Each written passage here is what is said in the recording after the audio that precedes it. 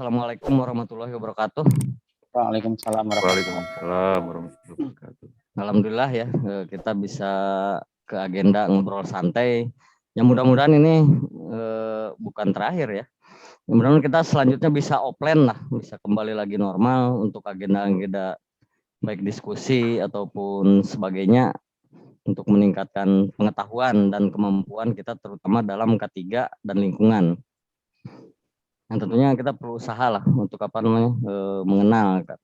Dan ini kenapa saya ambil judul ngobrol santai ya. Jadi kita gak usah terlalu kaku-kaku banget gitu, biasa aja. Supaya lebih dekat lah, biasalah teman-teman yang udah lama udah pada paham lah.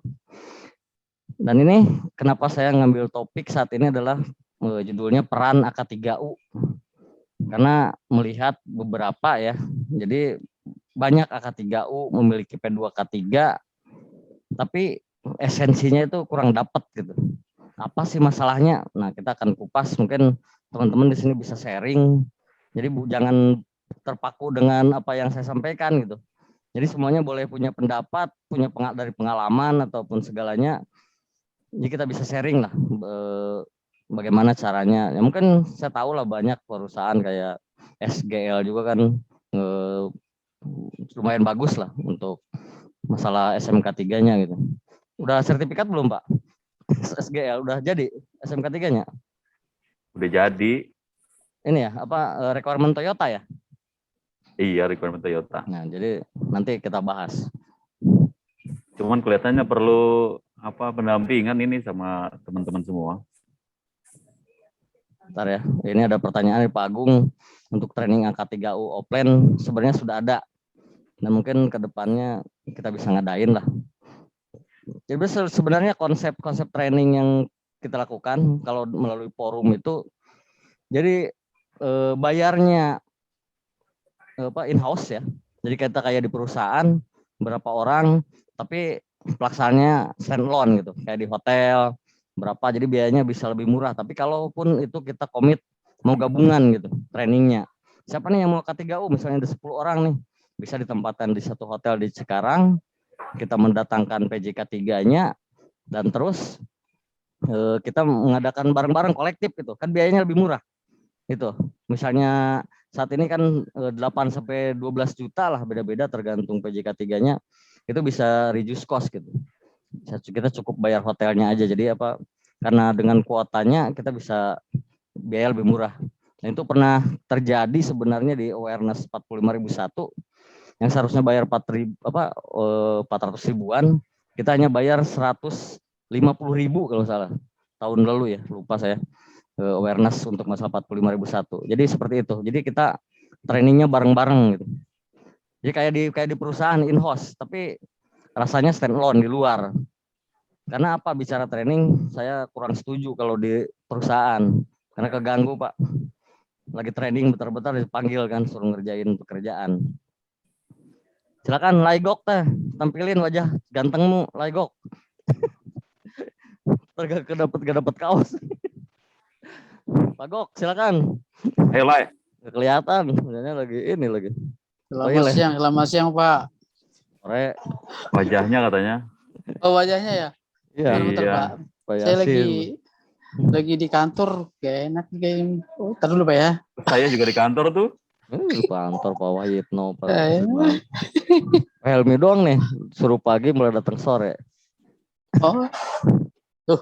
Terus Nah itu mereka udah vaksin, jadi lepas masker berdua itu. Ntar Pak ya. Ini malah kamera saya lagi rusak kayak ini. Error.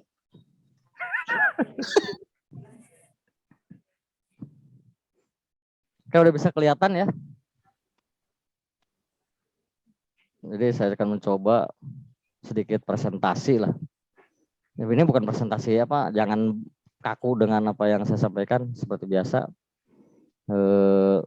Jadi mudah-mudahan ini hanya jadi referensi aja, ini gambaran aja. Nanti teman-teman bisa komentari lah.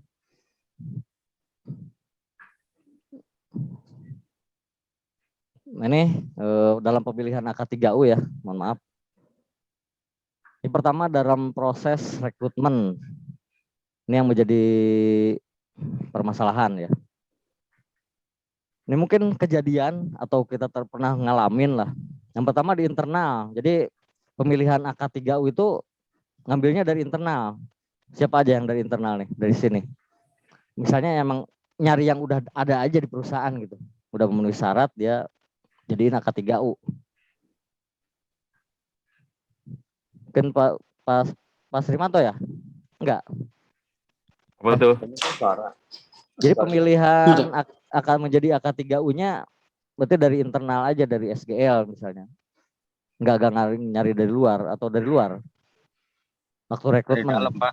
Dari dalam. Di dalam. Iya, dari dalam. Dari karyawan yang udah ada. Siapa aja sih? Dulu mah Bu siapa lupa saya. Mas Rimanto AK3U-nya. Pak Srimanto. Oh, ya, Pak Wayitno. oh, banyak ya. Berarti semakin banyak semakin bagus. Kalau perlu satu PT AK3U semua. Jadi sebenarnya gini, kalau Pak Babang, silakan sharing aja Pak. Kami itu kalau BNSP saya sama Pak Wayitno, tapi masih nunggu sertifikat sebenarnya. AK3 muda berarti ya jatuhnya. Terus kemudian ada Mas Fembrin Mulyono. Nah, itu sudah disnaker. Surat penunjukannya juga sudah ada dia. Nah, itu sih. Nah, ini dari selection mungkin dari secara memenuhi persyaratan dari pendidikan. Biasanya kan dari pendidikan dulu nih. Ada 3, terus minimal ya. Terus yang terakhir yang selanjutnya itu dari tipikal. Itu biasanya kalau yang saya alami ini mungkin berbeda dengan teman-teman gitu. Jadi memang orangnya nih cocok gitu kan. Oh, ini orangnya cocok nih pilihan manajemen untuk menjadi AK3U gitu. Misalnya agak bandel ya, tukang komplain mulu atau segala macam gitu. Bisa jadi. Atau yang kedua slow loading ya. Pernah dengar ya? Jadi memang orang ini dipilih jadi AK3U karena memang udah gak ada kerjaan lagi gitu kan. Kerjaannya kurang nih, jadi AK3U aja. Ada gak yang ngalamin itu, ada yang melihat itu gak? Wah, ini kerjaannya kurang nih. Kalau yang pertama baru masih ngerti terkait, saya itu. masih terkait dengan yang pertama kan kayak rata-rata kan P2K3 itu ada yang mandiri ya, atau departemen HSE lah, atau HAS atau segala macam lah. SH, SHE macam-macam. Tapi kalau saya kenapa masih bilang HSE?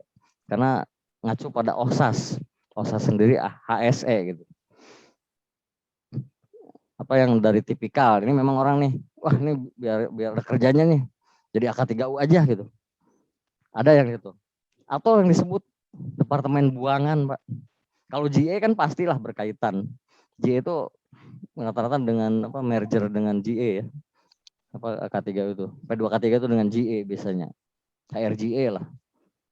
Tapi ada juga yang dibuang, itu buangan. Orang memang jadi AK3 karena udah kasih aja dia gitu kan. Gak ada kerjaan gitu kan. Ada seperti itu. Bu Nida mungkin gimana pengalamannya Bu Nida? Sebagai tokoh perempuan ketiga nih dari Egypt. Jarang ya. Ya kalau di Tosa sih Pak, memang kalau K3U ya biasanya dia udah concern dari awalnya di K3 ya. Jadi gara-gara K3 baru disekolahin lah bahasanya ya. Nggak cabut dari luar. Kalau dibilang gabut, ya juga sih sebenarnya. Tapi nggak juga sih. Jadi biasanya memang tadi sih mungkin kayak lebih ke emang orangnya. Karena kalau di K3 di kita kan lebih kayak banyak berhubungan dengan orang. Jadi tipikalnya memang K3 di sini tuh yang kemana-mana gitu Pak, yang keluyuran. Berarti kan bisa ke manajemen masuk, ke karyawan masuk ya, legaliter lah kalau bahasa idenya, bahasa ilmiahnya, mampu membaur lah ya, begitu ya, boleh ya? Ya gitu Pak. Ya. Nah, yang kedua adalah eksternal. Memang di manufaktur dan jasa itu agak unik. Memang lebih cocok ideal itu dari internal. Karena orang udah tahu karakternya nih. Tapi beda mungkin di eksternal yang selection, mungkin di rekrut memang udah jadilah perusahaan nggak mau pusing, nggak mau nyekolahin. Ada juga banyak termasuk saya mungkin yang kedua nih. Di perusahaan yang sekarang saya kan direkrut gitu kan. Walaupun mungkin kayak kucing dalam karung. Aslinya seperti apa gitu saya itu kan keluar dari ekspektasi. Saya nggak tahu itu tanggapan manajemen tempat saya kerja sendiri, nggak tahu pendapatnya tentang saya seperti apa gitu kan.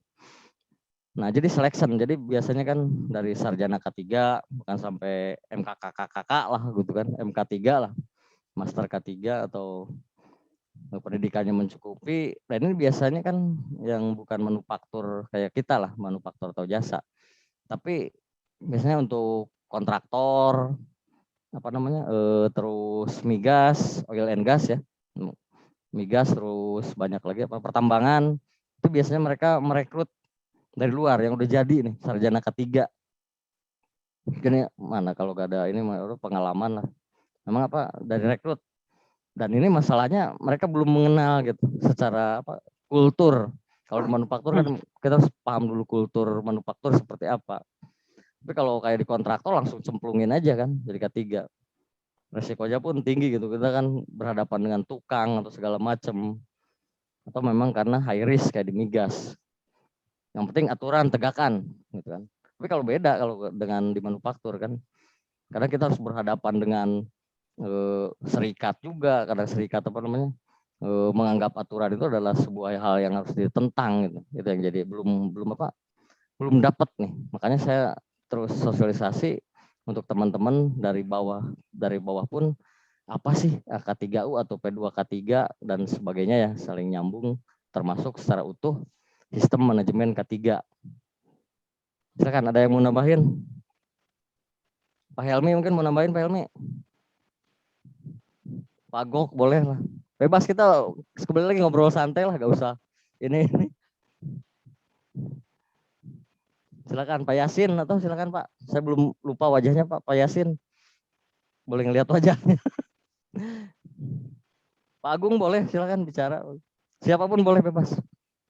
Jangan atau masih bingung atau mau ada yang ditanyakan masalah perekrutan.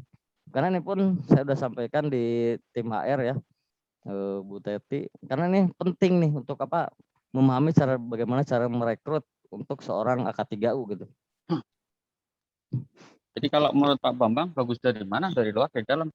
Kalau untuk manufaktur sendiri ya Pak ya, karena kulturnya kita berbagai kultur, bagusnya dari dalam. Dari dalam ya. Nah, Karena kalau dari luar itu mahal juga Pak Bambang. Iya, bisa jadi kalau yang udah jadi mahal Pak. Mahal iya. Nah itu pun jadi permasalahan, berapa sih gaji standar AK3U? Nah, itu. Nah dulu saya pernah ini dapat Pak Bambang, Pak Bambang kasih tahu yang gede gitu biar saya digaji gede. Nggak apa-apa, ini kan kita rekam nih, nanti biar semuanya tahu nih, dengar. Nggak apa-apa, saya ikut gitu. Nggak apa-apa, ntar kasih aja rekamannya. Nah jadi dulu tahun 2016 saya kedatangan teman ya AK3U, kebetulan saya masih di AK3U Batavia dulu. Udah datang teman kontraktor ke AK3U di kontraktor, dia mau curhat. Pak mau curhat, masalah apa? Masalah gaji katanya. Emang gaji kamu berapa? 25 juta Pak. 25 juta. Apa yang mau kamu curhat? Harus kembali ke saya curhat. Gitu karena sebenarnya kan memang mereka kan ini apa namanya full ya, apa namanya sebutnya yang overall itu. Jadi mau lembur mau kagak segitu aja. Intinya kayak manajemen gitulah ya. Iya, segitulah. Nggak lembur nggak apa, pokoknya setiap hari kerja mau ya, segitu di rumah aja, mau apa gitu ya. Lah, apa namanya overall segitu gajinya.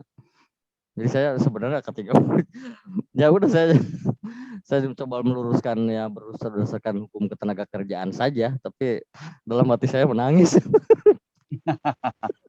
Kok menangis?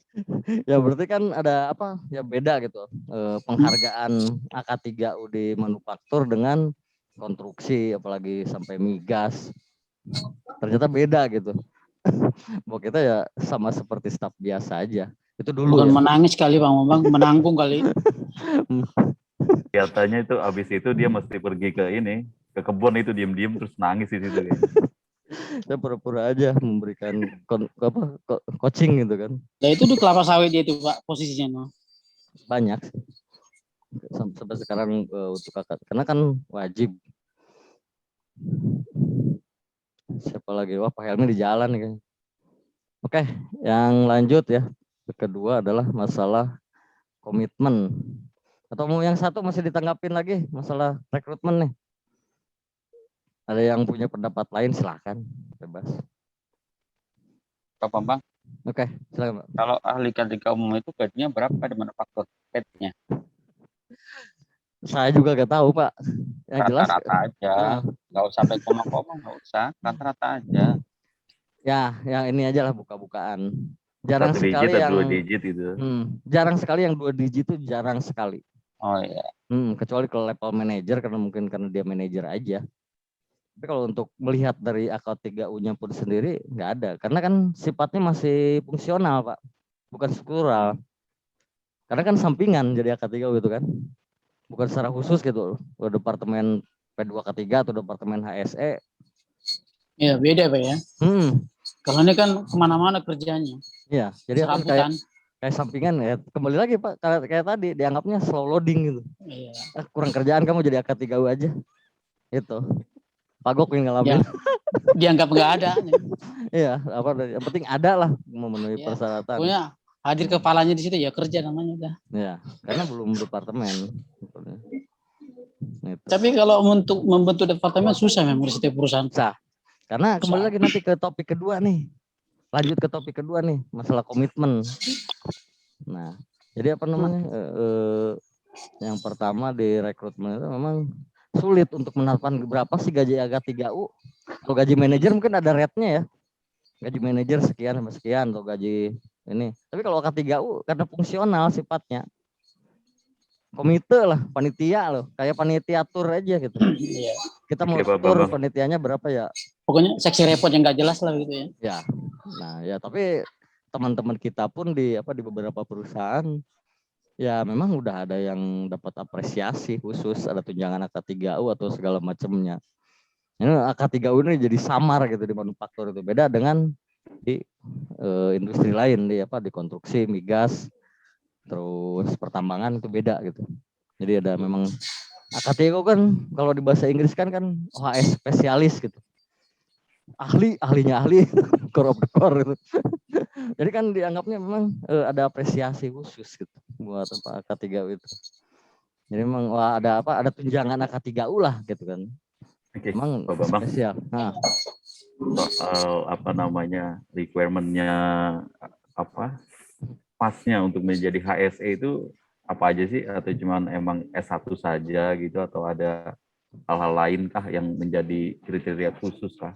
Kalau untuk ya. ini ya, kemarin pun saya diajakin masalah mereview PP 50 lah tahun 2011 ya, saya lupa aja. Siapa yang ngajak Pak? Teman-teman di ini komunitas AK3U nasional. Cuma saya gak mau lah, biarin aja ini karena beda, mereka kan orang-orang migas yang ngajak itu. Kalau di manufaktur kan agak sulit gitu, karena kulturnya masih ini, terutama kita itu di perusahaan Jepang ya. Beda kalau kayak perusahaan Eropa. Jadi kalau Jepang kan kadang safety itu mereka merasa seperti di negaranya kan. Safety-nya udah bagus, orangnya udah awareness-nya bagus. Begitu masuk ke Indonesia sama katanya. Sama seperti di Jepang pikirannya. Itu yang masih ada menempel di pendapat saya ya.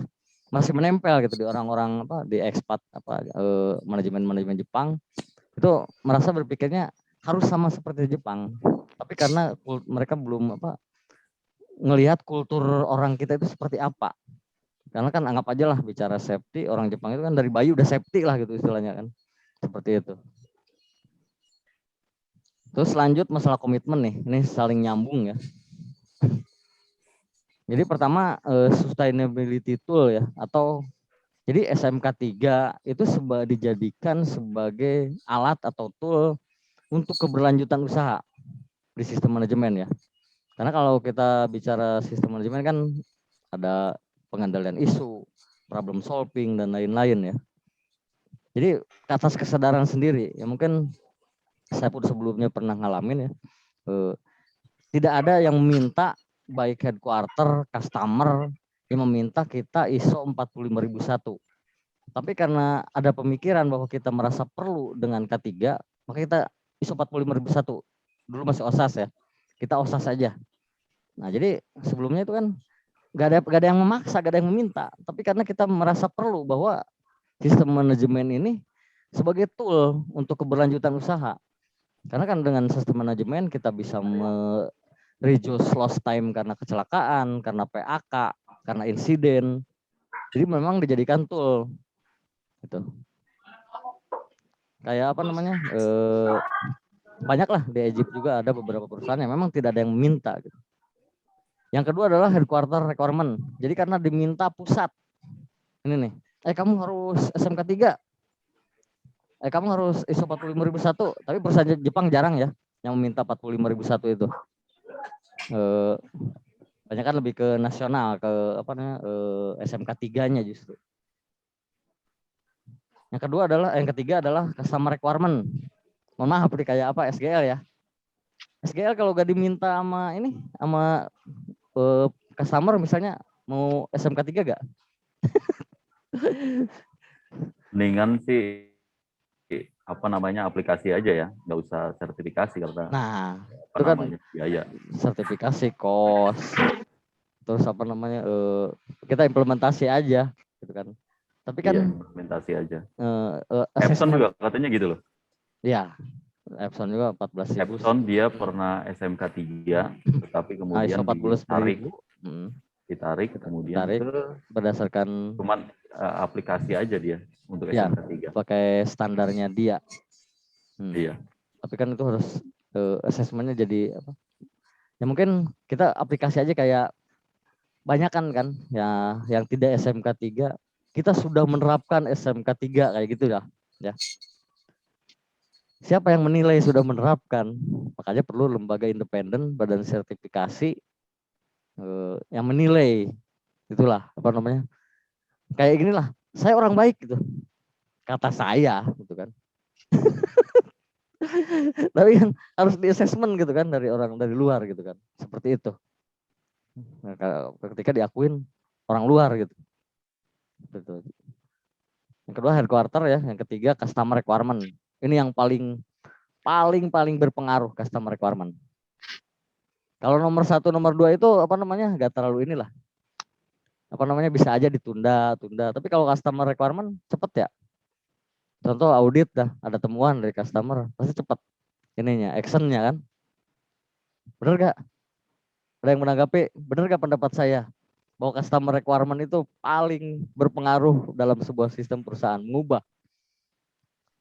Kadang-kadang itu malah jadiin alat itu. Jadiin alat. Pak, ya, misalnya kita kenal kan, ini kita lagi kesel nih di area sini nih. Pak tanyain aja biar jadi temuan. Jangan bilang-bilang. Biar ada improvement ya. Iya. Nah itu karena memang betul. Udah rahasia umum. Sudah permintaan daripada customer, udah itu menjadi apa namanya jalan tol lah. Oke, jadi historinya begini Pak. Kita ngajuin proposal untuk improvement ya. Kita ngajuin proposal untuk improvement di hold atau di reject bahkan. Ada beberapa, saya tahu lah udah menjadi rahasia umum lah. Apa namanya? Jadi tolonglah jadi temuan ini. Yang tadinya gak di-approve bahkan mungkin PO-nya aja udah kemana, udah kebuang. Tiba-tiba jadi PO baru gitu dan di-approve langsung. Itu karena permintaan customer. Makanya customer requirement ini paling berpengaruh. Bener ya? Silakan boleh berpendapat, masih bebas. Nggak apa. Mau nambahin boleh, ini kan saya ada 4 nih menyimpulkan. Kalau teman-teman mau menambahkan silakan. Pak Yasin ini belum kelihatan nih. Rencananya kita ngobrol sampai jam berapa nih Pak? Hah? Mau lama mau bentar? Biarin tahu gitu kita mau ngobrolnya mau seberapa lama dan apa aja mau kita masukin gitu, kita pikirin. Sejam lah, bentar kok, sejam. Sejam aja mau disepakati. Iya kalau lebih mah Pak Bambang udah di Cimuning. Bang Bambang mah bebas. Bebas lah. Ya sampai inilah, sampai jam bel pulang. Jam berapa Pak pulang? Jam 10. Kita minta dihitung lembur aja, gak apa-apa. bisa aja. Yang keempat adalah ini ya, legal compliant. Kayak SMK 3, ya kayak inilah. Kita SMK 3 memang tidak bersertifikasi gitu kan. Tapi kita punya compliant obligation atau legal compliant ya, kepatuhan terhadap peraturan perundangan. ISO 14001 lah yang paling banyak ya. Itu kan dibuat ya. Nah itu kan sebagai requirement. Pada punya lah, yang udah punya ISO malah. Ya kan? Yang identifikasi dan evaluasi kepatuhan terhadap peraturan perundangan. Punya semua ya itu ya. Tapi untuk PPL ini kan suka jadi tantangan tersendiri nih cara kita membuat evaluasi ya. Ya. Kan sebenarnya kan update terus gimana itu dievaluasi kan gitu kan untuk Ya. kalau kita bicara PPL. Nah, ini mungkin ya. Pengennya sih di forum K3L ini kita itu punya acuan atau mungkin ada terbitan dari berdasarkan ini teman-teman semua yang sudah update misalnya gitu kan, atau siapa yang sedang update supaya kita bisa share gitu kan, karena nggak semuanya itu tahu gitu, ternyata ada peraturan baru ya. Nah kita nggak tahu, tapi kalau misalnya ada komitmen kita misalnya per 6 bulan kah, per bulan apalah misalnya gitu kan. Nah ini jadi masukan ini. Oke. Gitu kan. Kita bahas lagi mudah-mudahan bisa ini Pak. Jadi ini pengalaman saya sendiri ya, masalah. Kemarin saya kebetulan memperpanjang SIO Porklip, angkat angkut kementerian. Kan saya buat narasi nih untuk permohonan. Saya lihat saya baru tahu bahwa ada regulasi baru atau Kemenaker yang masalah angkat angkut tahun 2020, lupa tahun 2020. Nomornya nomor 10 juga kalau nggak salah. Saya kan narasinya permohonan mengacu pada Undang-Undang 7 tahun 2010. Karena itu PP itu edaran ya, surat edaran ya. Nah itu kan udah gak berlaku. Saya kalau gak buka itu gak tahu. Karena tiba-tiba ada muncul regulasi baru, itu kan permasalahannya Pak ya. Iya, tapi Pak itu gratis ya Pak? Apanya? Gratis. Yang gratis perpanjangan. Kan? Perpanjangan gratis. Nah itu pun. Itu Pak Wahito biasanya tuh nanti habis itu jatuh. Jadi ini pun satu solusi ya. Banyak yang tidak tahu, tapi ini pun kode etik lah, bahwa perpanjangan lisensi K3 itu gratis asal kita mau ke kementerian. Saya juga tahunya dari Pak Andi sebenarnya, Tempo. Ayo kita sering jalan-jalan ke Kemenaker. Kita Andri. Andri. Nah kita juga sendiri, misalnya lah anggap aja kita kalau pakai pihak ketiga bayar 1 juta. Gimana kalau kita kelola sendiri gitu kan? Ya bayar anggap uang bensin aja lah, nyambil gitu kan. Itu rencananya kemarin tuh kalau gak pandemi itu mau jalan Pak. Nah jadi membantu teman-teman Egypt nih, reduce cost. Cuma banyak yang belum kesana nih kayaknya nih. Kita bantu reduce cost untuk perpanjangan lisensi K3. Itu kita bareng-bareng nih, misalnya Pak Desrimanto nih, bagian ke Kemenaker nih, sanitip, kayak gitu Pak. Apa aja sih yang dilayani di sana yang gratis? Semua lisensi K3, termasuk AK3U. AK3U, terus kemudian SIO. Angkut atau SIO Porklip, SIO Kren. Terus semua lisensi K3 yang dikeluarkan oleh Kemenaker. Termasuk HIU atau apa gitu? Iya, yang dikeluarin Kemenaker itu perpanjangan ya. Nah, kembali lagi ke legal compliant. Ini sebenarnya pernah dibahas di Omron. Tahun berapa ya? 2016 atau 2017? Lupa saya. Itu pernah dibahas nih. Saya nggak ikut waktu itu Pak. Dan ini pun saya korelasikan memang untuk masalah legal compliant, untuk masalah identifikasi dan evaluasi peraturan perundangan, itu makan waktu Pak. Kita habis waktu kita. Karena kan pasal per pasal yang applicable kan, yang cocok dengan kerja kita kan. Bener gak ya? Nah itu kita cocokkan nih, sudah applicable, sudah memenuhi atau tidak kan, kita evaluasi kan. Semakin peraturan banyak, maka semakin banyak pula persyaratan yang harus kita penuhi. Semakin banyak diidentifikasi.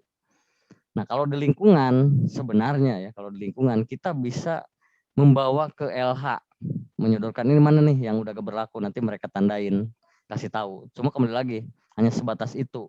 Tapi untuk pasal-pasalnya tetap kita yang nyari. oh ini nih undang-undang ini gak berlaku nih, mereka kasih tahu nih nomor yang terbaru ini seperti ini. Nah untuk masalah undang-undang K3-nya, saya belum nyoba ke dinas disnaker ya, bisa gak di ini, cuma belum nyoba. Cuma memang yang makan waktu lah. Identifikasi kita justru malah yang evaluasi bukan kita, auditor, bener gak? Biasanya begitu, benar. Auditor, wah ini udah gak berlaku nih. Justru yang mengevaluasi itu bukan kita sendiri atau pihak pemerintah, tapi auditor ketika ada jadi temuan. Itu. Seperti itu. Jadi auditor ditemukan ya. Jadi kita bahan, wah, akhirnya apa? Kita gak pernah mengevaluasi. Nunggu di audit aja. Ya kan? Kita jujur-jujuran aja sekarang. Nunggu di audit aja, audit temuan ya udah, wah baru nih. Jadi auditor. Tapi herannya gitu ya. Fungsi auditor berubah menjadi evaluator jadinya. Nah dulu di Omron pernah dibahas, kita bikin tim, karena dari konsultan sendiri ada yang menawarkan sampai dulu ya, gak tahu harga sekarang, itu sampai 20 juta hanya khusus untuk mengerjakan compliance kita, iya updating. Itu 20 juta per tahun. Ada itu, ada apa? Kita pernah ikut ininya kok, seminarnya. 20 juta per tahun kita bayar untuk orang mengidentifikasi dan mengevaluasi regulasi. Karena sebenarnya kita gak bisa ngerjain, pura-pura aja copy paste paling kan. Ada di Google atau dari PT lain, itu kan copy paste udah, padahal udah gak berlaku undang-undangnya. Karena kan cepat perubahan regulasi itu. Ya, mungkin kalau secara konsep kayak omnibus law lah, walaupun dengar omnibus law banyak kan ketakutan gitu kan. Secara konsep itu integrasi bagus gitu. Secara konsep ya, jadi mengintegrasikan. Jadi kita cukup satu undang-undang aja, nggak perlu banyak-banyak kan. Secara konsep ya, secara struktur compliant, gitu kan. Tapi kita mengabaikan isinya ya, terserah lah urusan yang berkepentingan kalau masalah omnibus law. Tapi melihat cara strukturnya bagus, gitu kan. Jadi integrasi semua. Kita cukup satu regulasi aja. Jadi evaluasinya pasal per pasal gitu. Ya mudah-mudahan kita bisa angkat lagi nih topik lah untuk mudah-mudahan situasi normal, kita bisa angkat lagi nih topik masalah legal compliant karena ini makan waktu. Misalnya nih saya ke bagian undang-undang apa, terus Bunida ke bagian undang-undang apa, Pak Gok ke bagian undang-undang apa. Nanti kita bisa bagi-bagi walaupun berat sih memang. Waktunya gak ada, Pak. Karena kita hampir kesulitan untuk mereview, mengevaluasi karena harusnya yang menarik lagi di Omron, Bu Lia pernah nyampaikan bahwa di Omron itu justru dari pusat dikontrolnya itu. Dari pusat ngasih tahu nih ada undang-undang baru yang harus apply dengan pasal-pasalnya harus ini mereka yang mengontrol. Jadi ada departemen legal khusus. Nah, mungkin kalau keliling di Egypt pun kita banyak ya departemen legal. Pernah dengar kan biasanya HR ya, nyatu dengan HR ya. Legal. Tapi mereka mengevaluasi gak masa undang-undang K3 gitu. Banyak lah legal dan HR gitu kan, coba keliling di Egypt lah. Pak Wahyudna mungkin di FKHR lah, Departemen Legal. Tapi mampu gak mengevaluasi dan mengidentifikasi dan mengevaluasi masalah legal compliant gitu. Pasal per pasal. Itu yang sulit karena makan waktu memang. Seperti itu. Benar Pak Wahyudna ya? Benar banget Pak Bang. Nah, dulu kita pernah mau bikin tim sebenarnya tahun 2017. Ya mudah-mudahan masih panjang lah perjalanan. Karena memang kalau mau benar-benar kembali lagi kita kalau menjadikan sustainability tool itu kita bisa benar gitu. Sistem manajemen ini bisa menjadi solusi sebenarnya. Cuma kadang kembali lagi sistem manajemen banyak yang nyebut teman-teman ISO babat gitu kan. Ya karena permintaan customer aja. Ada ISO itu bukan karena mereka menjadikan ISO itu sebagai alat, sebagai tool, tapi karena diminta customer. Gitu. Padahal kan kalau kita kerjakan benar-benar itu bisa menjadi sustainability tool gitu. Oke, ada yang mau nambahkan silakan. Karena kalau tidak diminta customer itu yang ada nanti Pak Bambang. Iya. Nanti aja. Nah, Saya begitu satu tipikal, Pak. dibina customer ini kan sudah berkaitan bisnis kan. Ya. Kalau nanti tidak dipenuhi, customer merasa ya udah kami tidak bisa berbisnis dengan Anda. Nah, kalimat-kalimat itulah yang membuat ya oke lah ambil.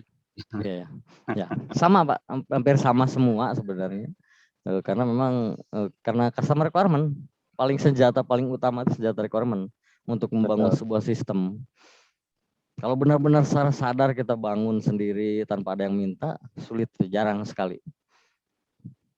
Selamat datang nih Pak Haji Agus Susanto, Santo Agus. Pak Susanto, saya mau lihat wajahnya nih, kangen nih. Dari apa? Dari Nomiko. Nggak kelihatan wajahnya nih. Biasanya saya diomelin tuh Pak sama Pak Susanto Pak. Emang customer juga dia? Iya itu bosnya kami itu Pak. Bosnya SGL tuh. Kami customer-nya soalnya. Mana nih, saya kangen Pak Susanto nih, wajahnya mana gak kelihatan.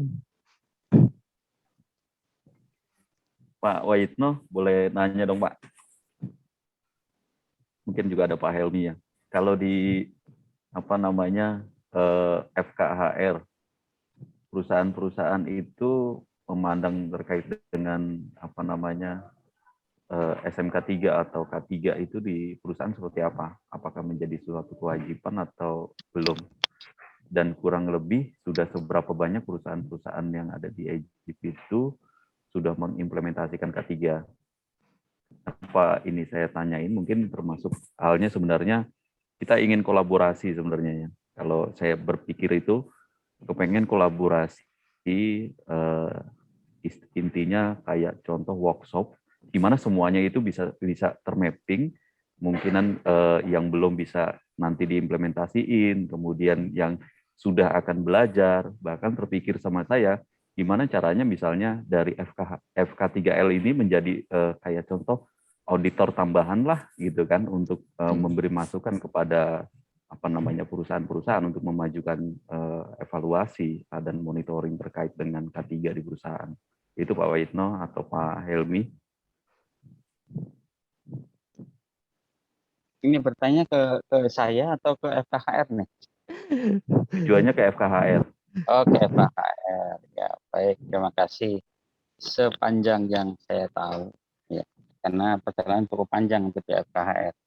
Diawali ketika Ketua Umum FKHR Ibu Tati meeting dengan Pak Bambang dan tim. Waktu itu di Kanikusa ya Pak Bambang, ingat ya? Iya, masih ingat Pak. Sebenarnya kita mau rintis, termasuk salah satu timnya Pak Bambangnya salah satu lembaga yang bekerjasama dengan FKHR, berpartner untuk sama-sama belajar, sama-sama meningkatkan kualitas AK3U di kawasan Egypt. Waktu itu cuma memang terus kendalanya pandemi seperti ini, kita ketemu langsung buka jarak. Nah ini ide yang sangat bagus. Makanya saya daftar nomor 1 itu karena ada Pak Bambang itu mau ngobrol-ngobrol dengan AK3 umum.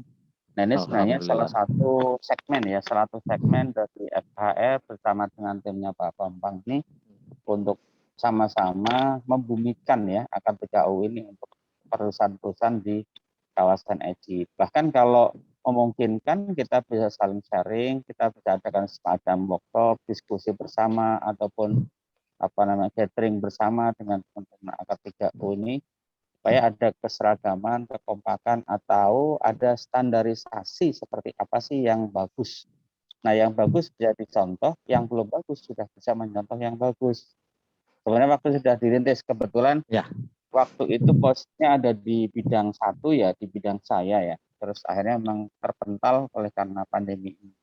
Mungkin nanti berharap ketika pandemi ini sudah mulai berkurang atau mungkin hilang sama sekali, kita bisa kendangan lagi Pak Bambang dengan FKHR untuk sama-sama kita maju bersama. Karena pemahaman HR di kita di kawasan Egypt dan juga pemahaman K3 ini menurut saya tidak bisa dipandang mana yang penting. Kedua-duanya penting karena memang kedua-duanya objeknya adalah manusia, kita semua untuk kebaikan. Maka tadi di awal ketika AK3U ini hanya untuk mengisi tambahan pekerjaan bagi yang kurang kerjaan, enggak juga sih. Kalau menurut saya malah AK3 ini salah satu departemen atau bagian vital yang langsung under HSE yang cukup berkontribusi, karena di SKL sendiri salah satu 3 pilar di kita ini salah satunya adalah safety, Pak.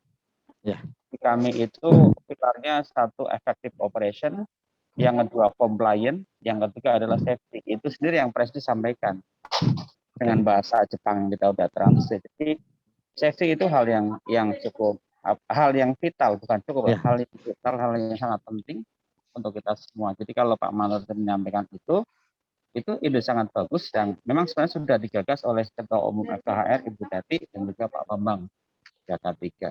Mungkin kedepannya mari kita sama-sama giatkan kembali ya Pak ya, nanti kalau ada kesempatan. Dan obrolan kita saya pikir yang jadi ini Pak, jadi pemicu yang ideal Pak, bagus sekali. Ya, ya mudah-mudahan Pak. Terima kasih gitu komentar saya Pak Bambang. Jadi kami di FKHR sepertinya sangat support. Pak Wahid, kalau gitu bisa bantu dong apa yang mungkin pernah kami tanyakan nih kan di forum. Ya, waktu itu belum terjawab semua nih Pak Bambang. Mungkin saya coba merimain.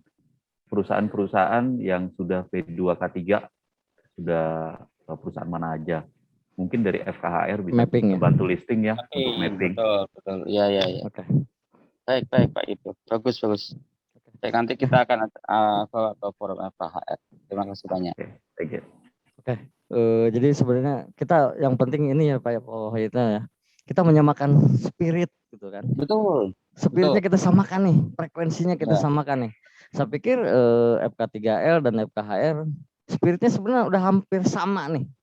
Cuma pelaksananya mungkin saya paham betul lah masalah timing, masalah waktu lah karena kita semua masing-masing. Dan ketiga adalah perlu 3 pihak, Egypt sendiri yang fasilitator. Karena sebagai medianya gitu, leadernya. Nah kita sebagai hanya ini aja operasional. Sebenarnya pun dulu saya sudah ngajak mapping, cuma sekarang vakum lagi, termasuk dari kegiatan fire emergency. Kita udah bisa menilai nih, mana nih perusahaan yang aktif, pasif. Kita mapping nih, zona hijau, kuning, merah, termasuk dari mungkin nanti sistem manajemennya. Saya masih ada sih filenya kok, mapping perusahaan-perusahaan yang di Egypt, termasuk dari kepeduliannya gitu, walaupun masih inilah semi kualitatif lah, semi kuantitatif lah. Jadi memang belum ini ya. Nah sebenarnya kalau 3 unsur ini bisa bersatu, mungkin ini buat nanti kita damai FKHR, saya yakin kita udah satu spirit Pak. FKHR sama FK3L tinggal mendorong dari Egypt saja. Bagaimana kita udah nggak membangun perusahaan masing-masing lagi, tapi kita membangun kawasan sebagai kawasan percontohan gitu. Dengan adanya asesor lah. Kita asesmen lah ke tiap perusahaan gantian gitu Pak. Ini aja lah, observasi lah jatuhnya lah, bukan assessment. Observasi kita kayak benchmark lah, kunjungan gitu kan. Sebenarnya dulu udah jadwal kan ya, karena pandemi kita jadi banyak yang hall gitu.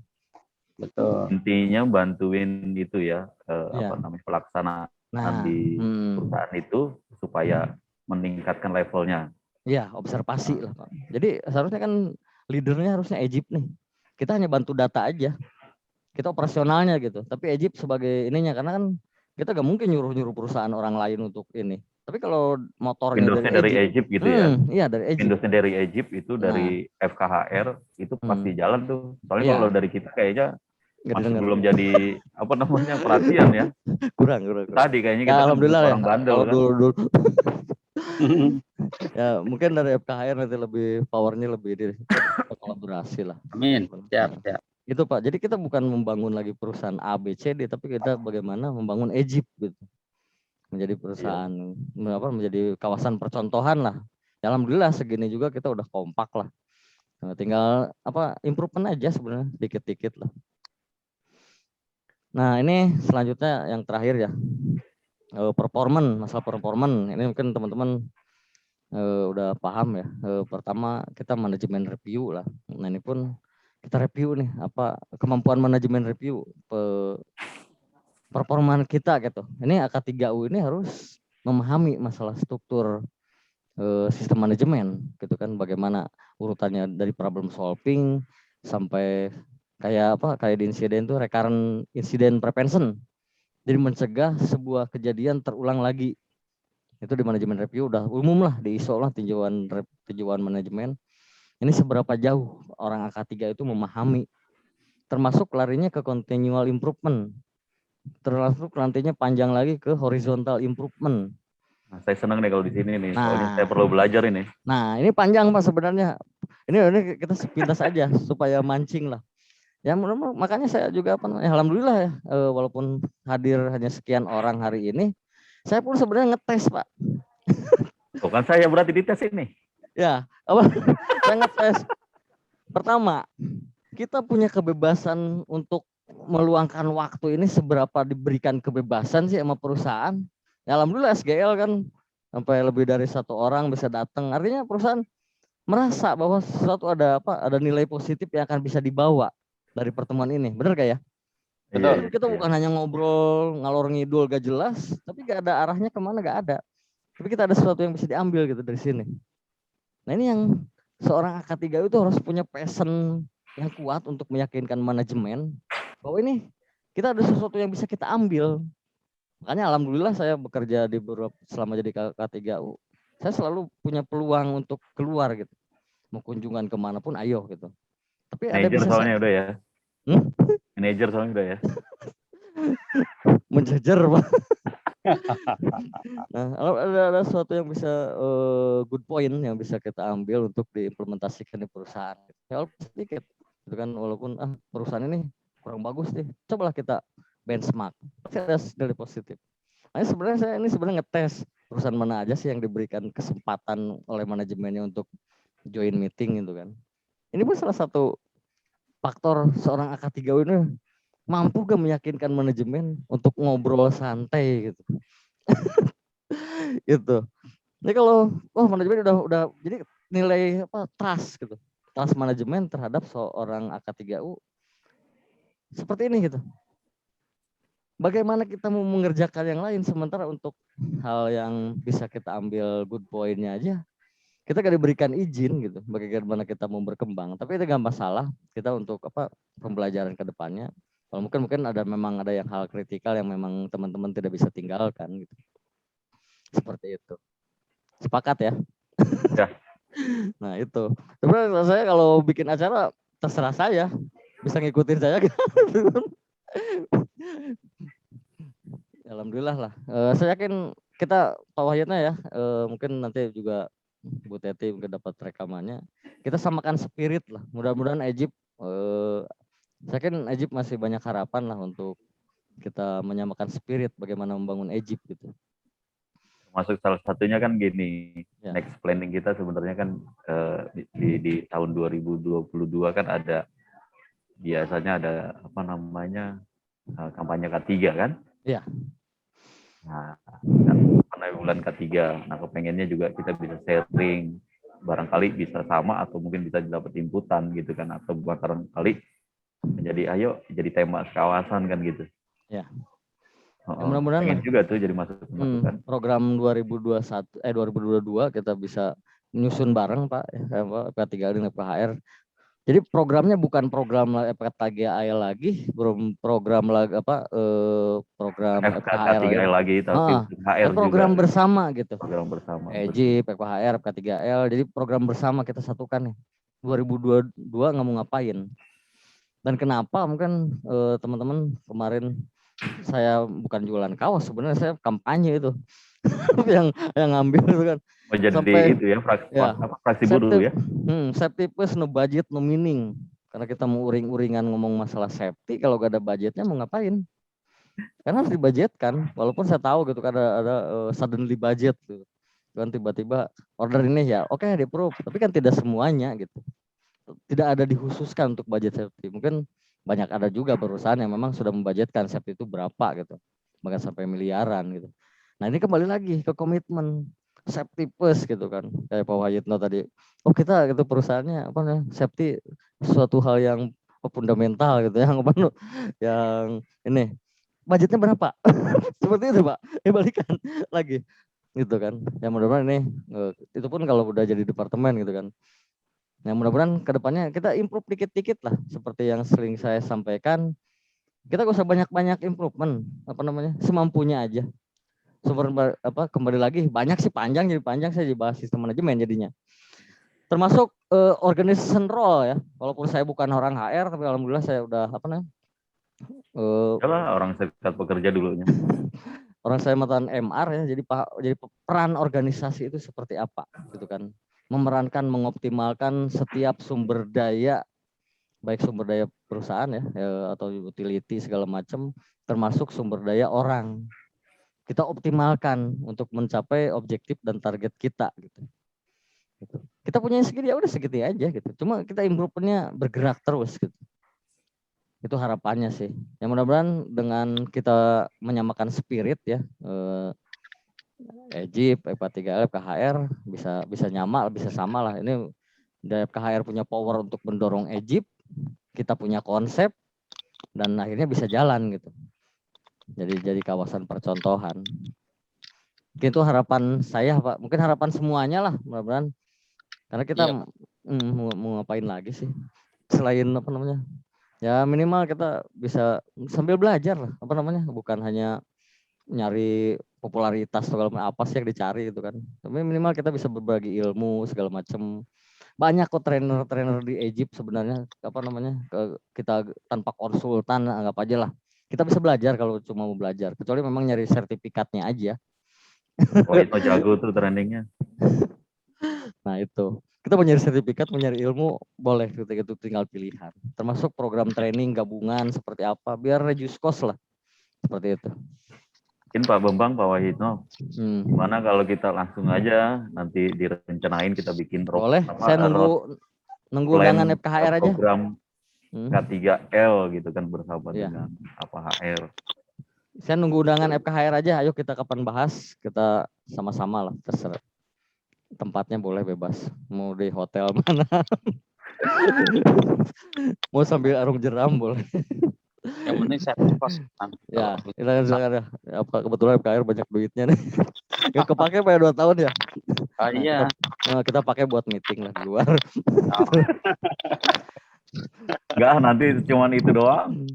Kemarin nggak pakai kaos atau masuk angin tuh. Ya insya Allah lah kita ya tinggal diatur aja, kita nunggu undangan FKHR Pak, sebaiknya gimana kita bahas bersama. Siap, nanti saya bawa ke forum FKHR Pak. Terima kasih banyak. Mungkin dari saya itu aja Pak, panjang kalau sana ini kan berkaitan dengan sistem manajemen, harus 4 hari saya bahas. Pak Susanto, mana Pak Susanto ini? Tahu nih, sudah kangen. Assalamualaikum Kang Dede. Udah di rumah Pak Dede. Lagi di Banten kalau udah panen duren.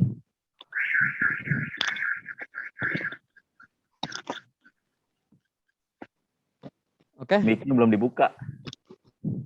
Mute.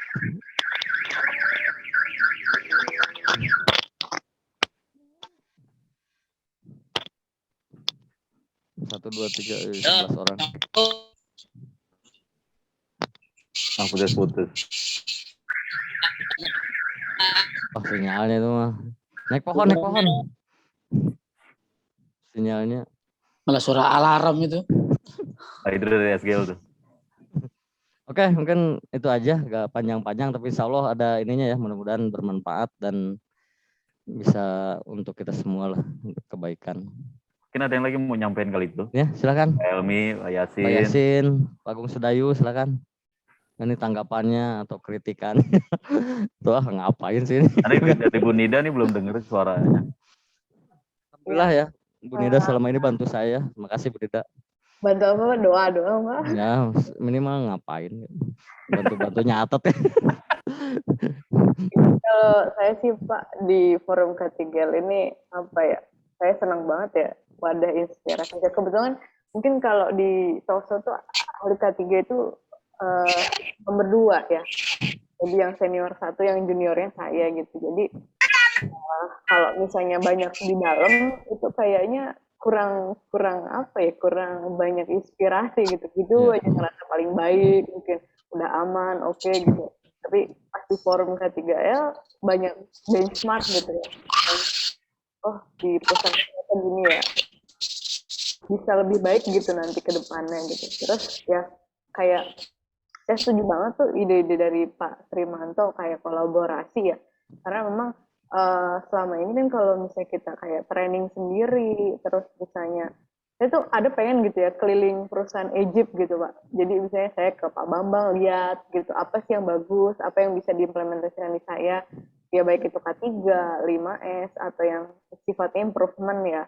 Kadang-kadang kan kalau misalnya berkunjung ke tempat orang kan tanpa adanya komunikasi kan susah ya. Tapi kalau udah ada wadah di sini bisa lihat, sharing gitu ya. Bukan untuk melihat kekurangan orang, tapi lebih kayak di sana ternyata ada seperti ini gitu, kita nggak ada gitu. Terus training juga yang diwadahi forum K3L ya, kayak seperti ini pun ilmunya tuh banyak gitu ya Pak Bambang. Kayak tadi saya baru tahu itu ada lisensi K3 umum bisa gratisan ya. Kayak gitu ya bisa keseluruhan banyak gitu kan. Jadi kayak seperti ini yang mungkin informasi-informasi yang kadang nggak bisa kita terima sekedar di perusahaan aja gitu. Tadi soal materi Pak Bambang ya bener banget ya, kalau misalnya kayak seleksi AK3 umum dilihat memang kita perlu orang-orang yang kayak Pak Bambang dan teman-teman kayak Pak Simanto, Pak Gok juga ya, yang care ya, apa ya, yang mau belajar, mau sama-sama berbagi gitu. Itu yang kadang-kadang kita juga susah kalau hanya ke internal, makanya kita perlu keluar ke antar forum K3L ini supaya bisa sama-sama sharing gitu. Soal komitmen juga ya, mungkin komitmen dari manajemen. Ya, kalau selama ini mungkin sekedar sharing, kalau di TOSO tuh selama ini kita cowoknya adalah manajemen sama ya ranah manajemen gitu ya.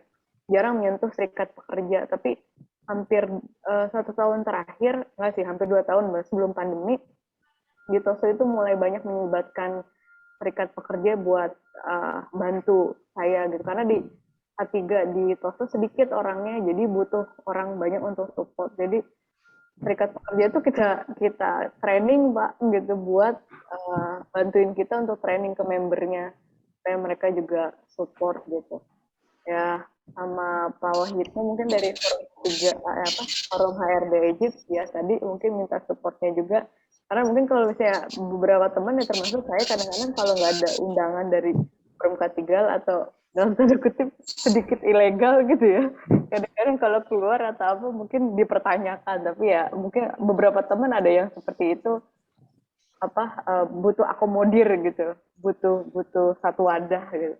Jadi ya terima kasih banyak Pak Bambang dan teman-teman lain yang banyak share, banyak berbagi informasi, terutama di WhatsApp grup juga. Jadi kalau bisa ya nanti mungkin di 2022 ini program-program kita bisa lebih jalan lagi dan bisa saya pun siap Pak Bambang buat support kalau ada kebutuhan-kebutuhan misalnya sharing apa ya yang saya bisa ya Pak.